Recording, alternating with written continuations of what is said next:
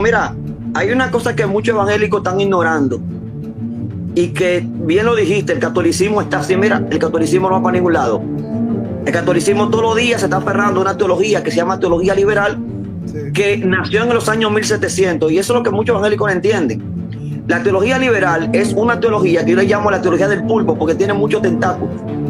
Los críticos textuales minimalistas, que hay que llamarle por su nombre, aquellos que niegan toda la narrativa del Antiguo Testamento y lo llevan a mito, son minimalistas y pertenecen a una escuela que se llama la escuela de Copenhague.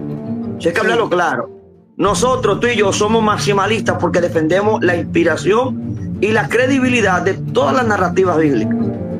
Es lo primero. Pero ¿sabes qué pasa? Que en el año 1700 salió una doctrina, y quiero colaborarte con esto porque esto es lo que está pasando. Esto lo advertí yo hace mucho tiempo y tengo un libro que se llama La serpiente sigue hablando, que yo lo voy a lanzar pronto, porque yo creo que la serpiente de Génesis sigue hablando hoy en día, claro, lamentablemente, y están engañando a mucha gente. La teología liberal tiene dos cosas. Yo no voy a dar un estudio, no te preocupes, yo no voy a dar un estudio más, voy a reforzar algo aquí, porque quiero que mis hermanos evangélicos me están mirando entiendan lo que está pasando.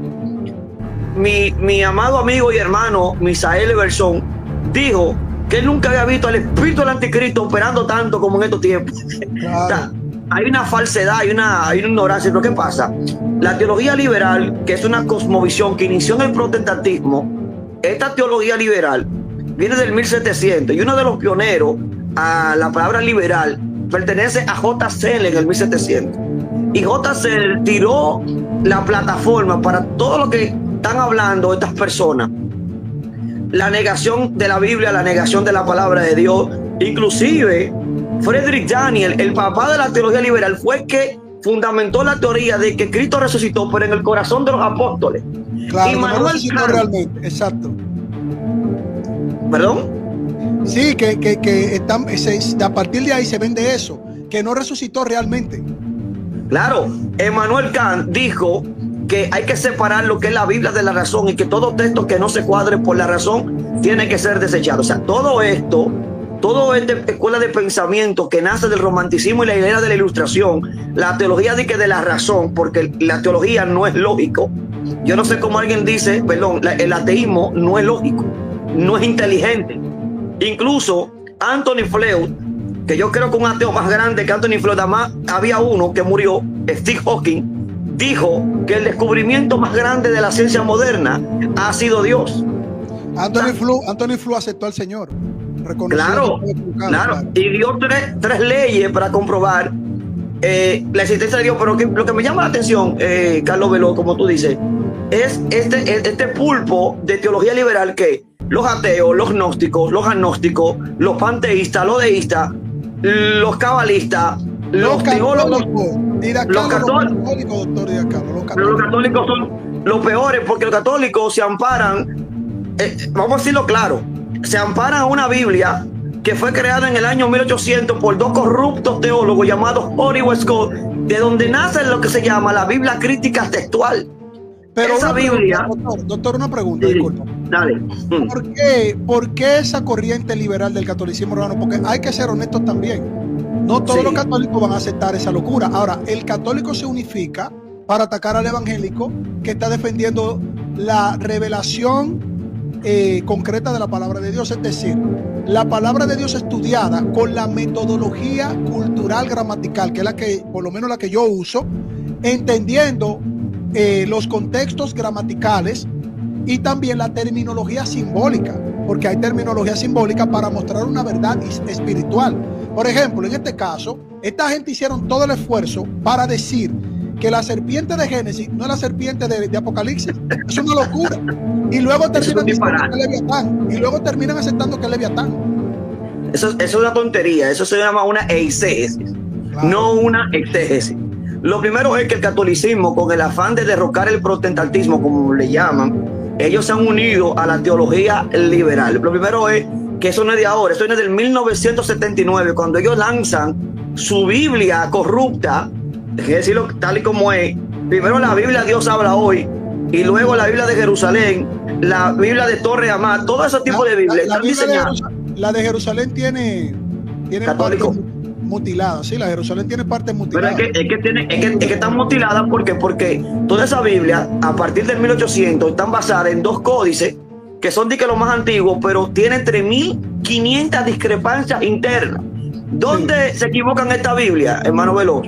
Es que en un texto lo extirpan textos de que no están en los originales, pero esos mismos textos que extirpan aparecen en otro evangelio. Entonces tienen un problema. Entonces, ¿qué pasa? Están tomando de esta Biblia. Los ateos, no es raro que tomen esta Biblia para hacer correcciones a la Reina Valera y correcciones a nosotros. Pero independientemente de eso, porque eso habría que hacer una valoración académica profunda. Acá, claro, todas las Biblias están de acuerdo en que lo que se cita en Génesis es una referencia a lo que está en Apocalipsis. Entonces yo agarro cualquier Biblia, no importa cuál sea, y abro Apocalipsis y me va a decir que la serpiente antigua es Satanás. Entonces, ¿de dónde saldría un católico a darle la razón a un ateo diciendo que la serpiente de Génesis es una cosa y la de Apocalipsis es otra? Es que no hay fue algo que se compuso mucho tiempo después y que no tiene ninguna correlación. O sea, es lo mismo como cuando Carlos Sierra dice que Justino Martín, que él lo cita para descreditar lo que es el tema de la resurrección, viene y dice que la resurrección no es nada nuevo. ¿Y sabe lo que él hace? Que él agarra ese enunciado y lo pone a la par de muchos mitos que hay de resurrecciones para decir como que Justino Martín sigue la misma línea de mitología, cuando realmente Justino Martín le está diciendo a los emperadores especialmente, ¿por qué no condenan por creer en la resurrección cuando ustedes creen lo mismo? Es más, cuando leemos otros tópicos de Justino Martín crece, siempre confirma la realidad histórica, bíblica y teológica de la resurrección.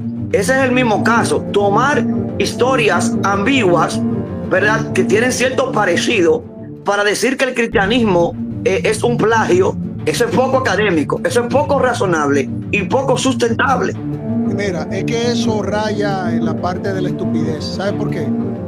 Porque tomar una narrativa de una cultura que está desarrollada en África y que ellos digan la serpiente que batalló con el león y tengan una narrativa simbólica, no puede tener una correlación ni un paralelismo con otra cultura que mencione una serpiente.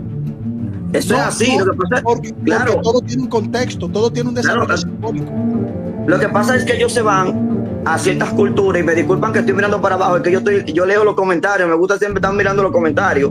No tienen comentarios, porque si no te pierdes el hilo. ¿Qué pasa? Que estos ateos, yo tengo un libro que estoy escribiendo, se llama Los Nuevos Ateos, que hablo de la debilidad de ellos. O sea, por ejemplo, ellos tomar creencias que eran de la antigua Mesopotamia, por ejemplo, no es algo que es desconocido, por ejemplo, de que existía lo que se llama una creencia hace los años, creo que 4.700 años, donde hay una creencia en el Próximo Oriente, ¿verdad?, sobre que la serpiente tenía un significado importante para esas civilizaciones.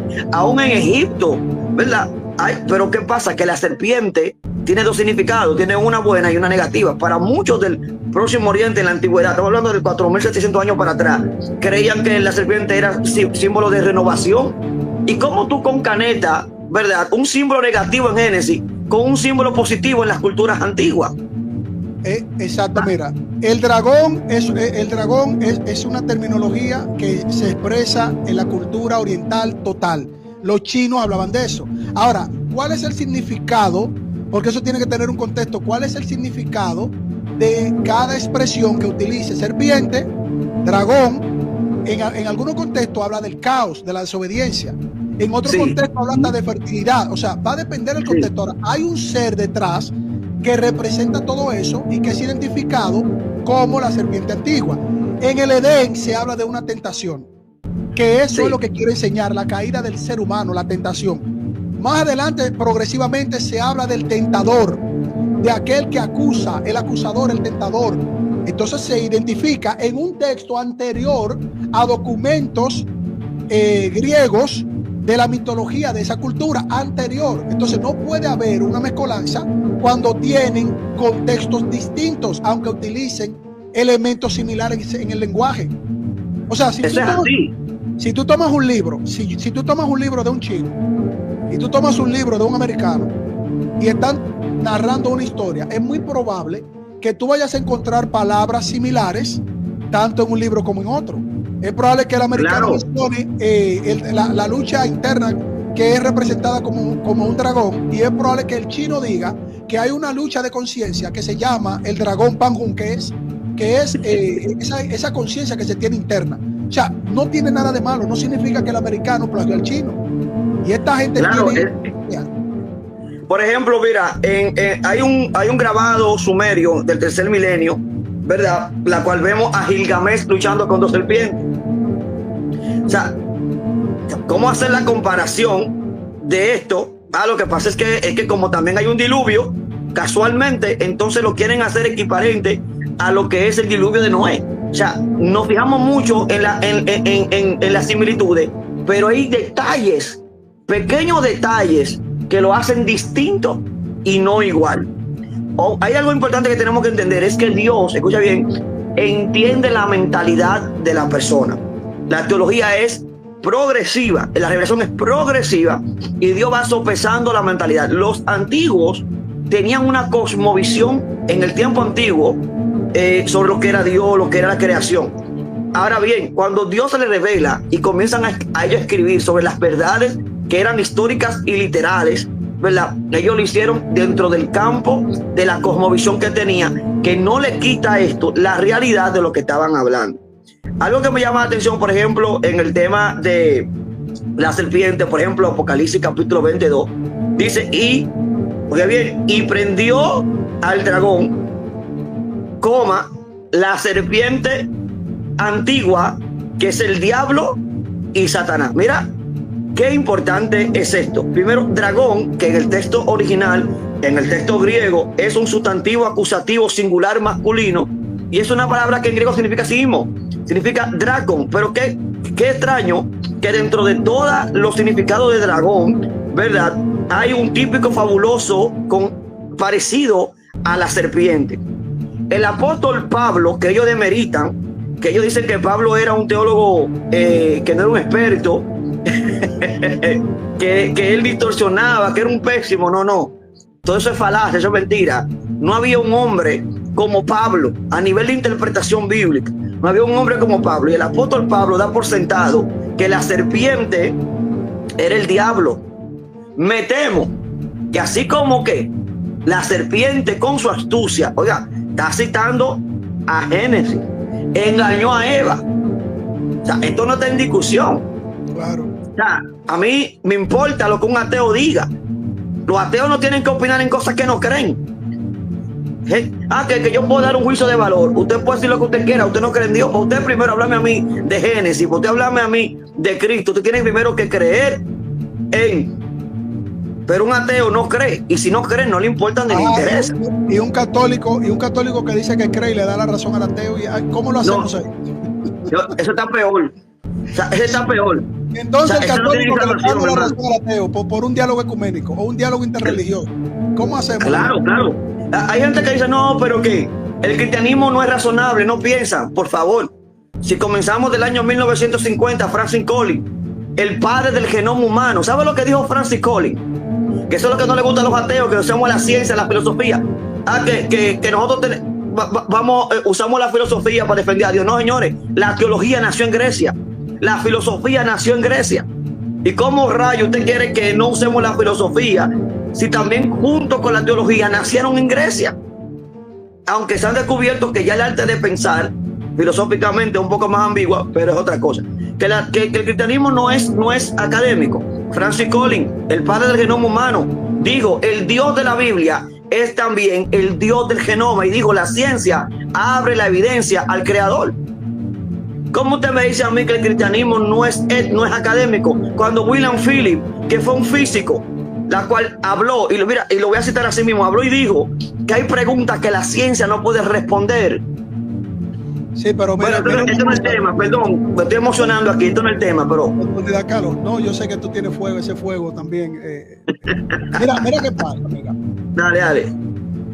La metodología que se usa es tomar una serie de retazos de culturas antiguas para hacer una mezcolanza y crear una falacia de falsa equivalencia.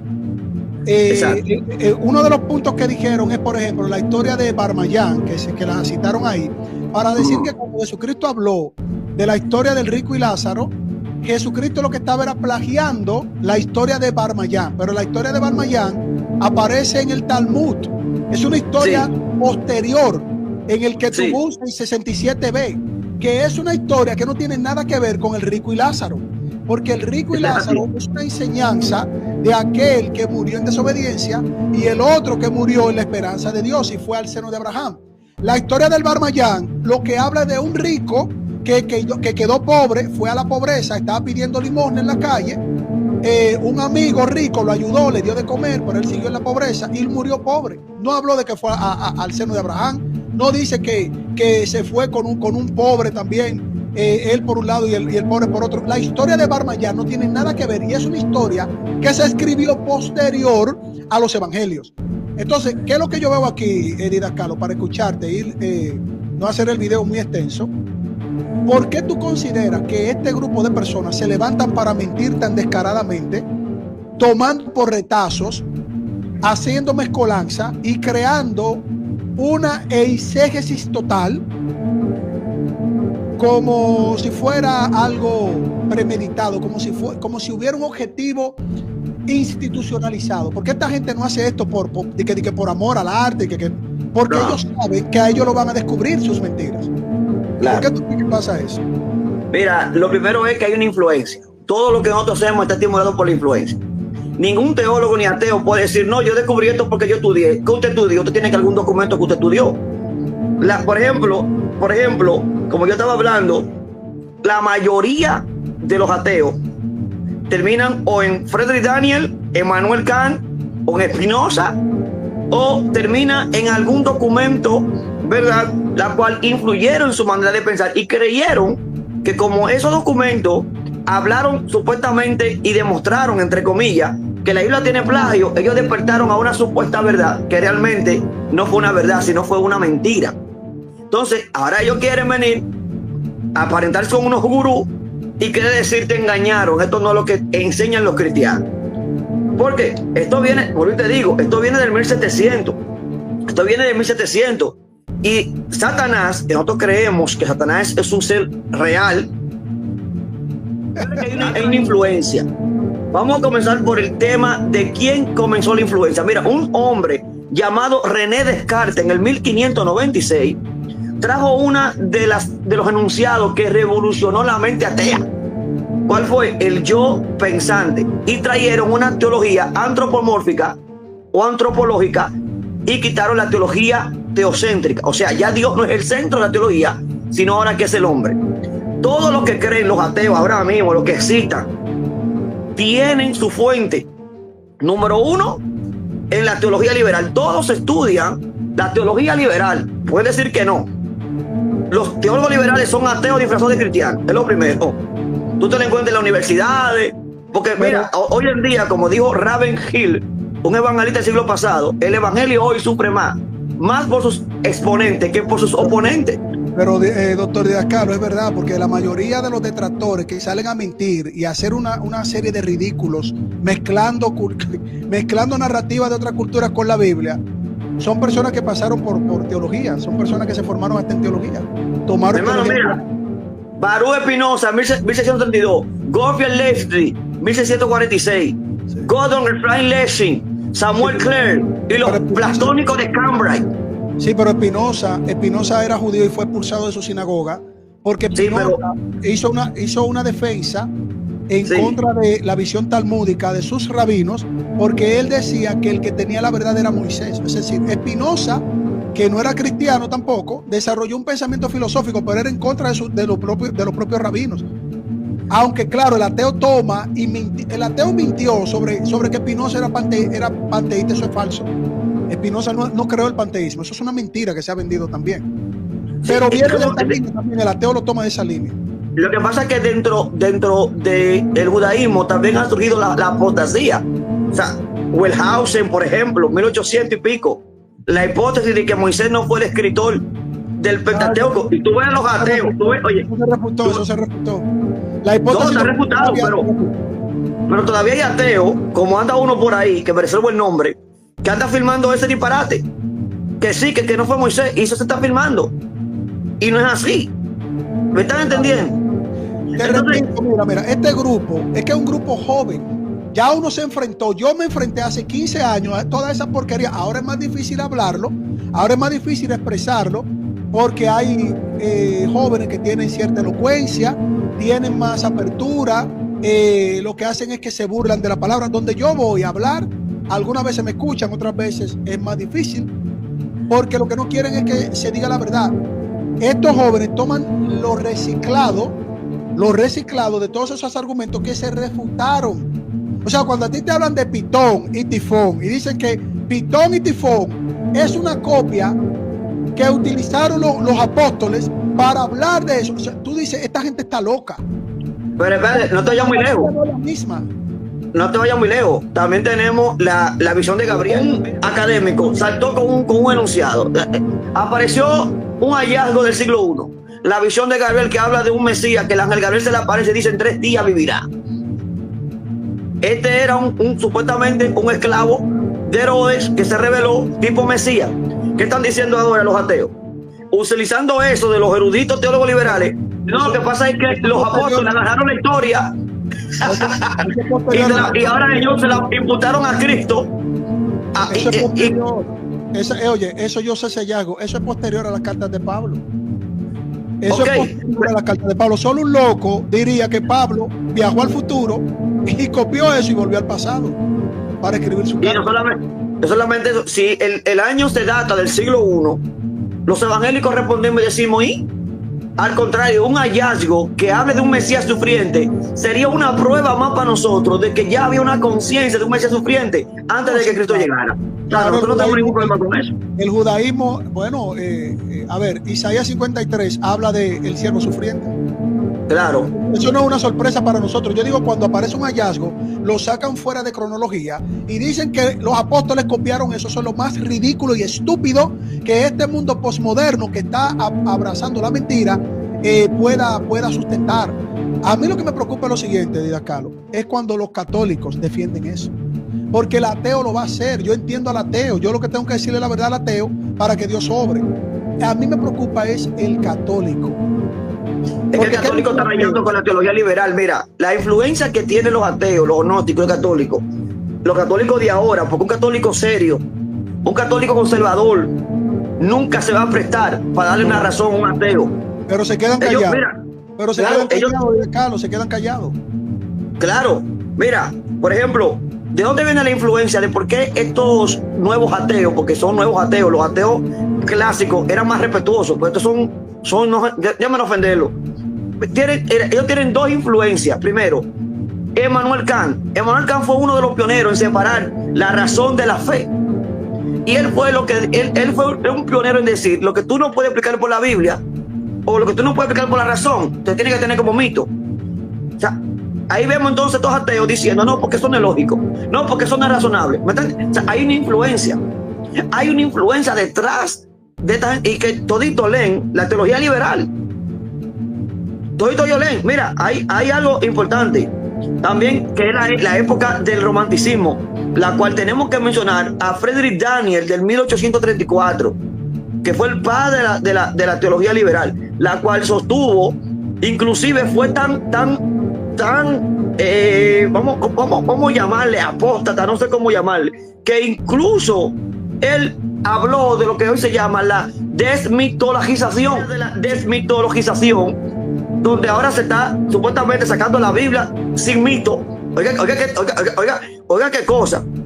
Esto viene de este hombre, donde incluso la resurrección de Cristo es una narrativa, según ellos, falástico, mitológico, y que no tiene nada de credibilidad, según para ellos. Ahora, te voy a decir una cosa. Tanto J. Seller, Emmanuel Kant, Spinoza, toda esa gente echaron una serie de documentos que se están enseñando hoy en las universidades, que han infectado inclusive a las ciencias bíblicas minimalistas, porque no son maximalistas.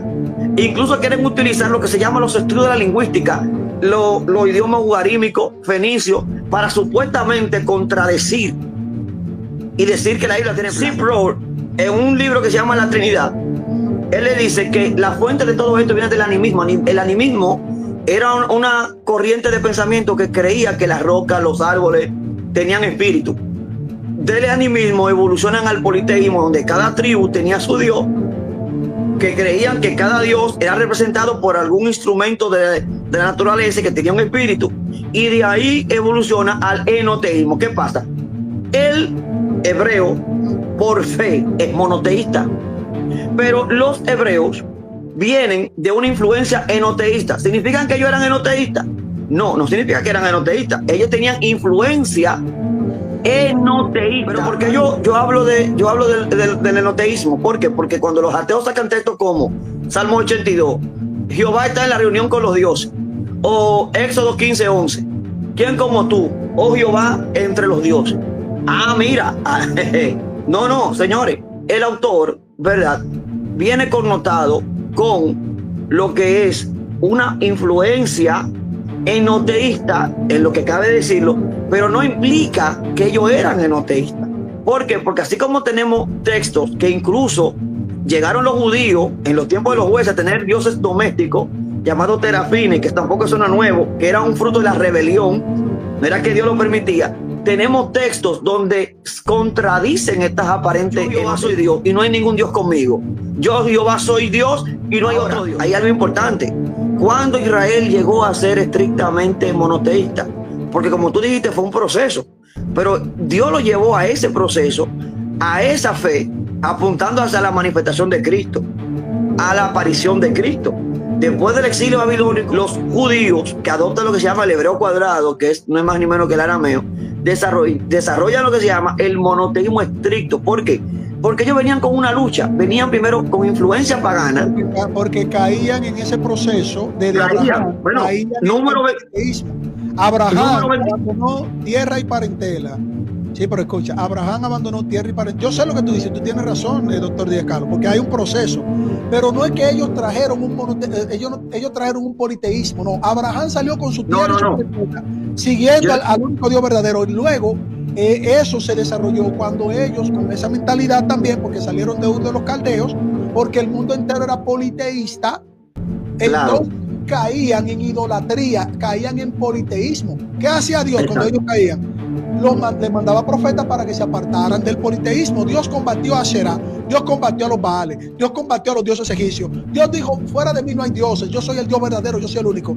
Pero el pueblo caía en idolatría, es verdad, tenían esa mentalidad. Pero el llamado de Dios no era politeísta, era un llamado de monoteísmo extremo. Estamos de acuerdo. Mira, otra cosa es el uso de los nombres. Dios usa nombres para que el hombre tenga una idea de con quién está hablando. Y muchas veces nombres conocidos, por ejemplo, Shaddai. Existe una palabra en el tiempo de Abraham que era Shedú, la cual era un Dios que habitaba en la montaña. Era conocido como un Dios todopoderoso. Cuando Dios le dice a Abraham: yo soy todopoderoso, ¿tú crees que Abraham no sabe qué significa esa palabra? O sea, él sabe lo que significa eso. Ok, mira, es un punto importante acá, pero esto hay que desglosarlo fácil, porque tú estás en el plano académico, pero esto hay que explicárselo a estos ateos que son fascinerosos. Mira, el Shaddai es un término del lenguaje. Es un término. El Shaddai es un término, no es una deidad específica, sino un término que se le aplica a una deidad. Estamos de acuerdo. Si a Dios, ¿verdad?, a Yahweh se le va a decir el todopoderoso, el de todo poder, en el lenguaje de la época, ¿cómo le van a decir? El Shaddai. Pero eso es lo que yo te estoy diciendo, y eran nombres que eran conocidos. Incluso Jacob hace una oración que tiene que ver con la palabra Shedú, de Shaddai, con el Dios porque también Shaddai significa el Dios que sostiene, no solamente el Dios que todo lo puede. Porque es un término. Él es un término, claro. Sí, los ateos, los nuevos ateos, creen que cuando leen esto ya, que fueron los iluminados, oye, los Illuminati, que vienen a iluminar quién, señor. Cuando los teólogos serios sabemos todo esto. O sea, por favor, por ejemplo, Yahvé, claro, no tiene que reírse, pero ellos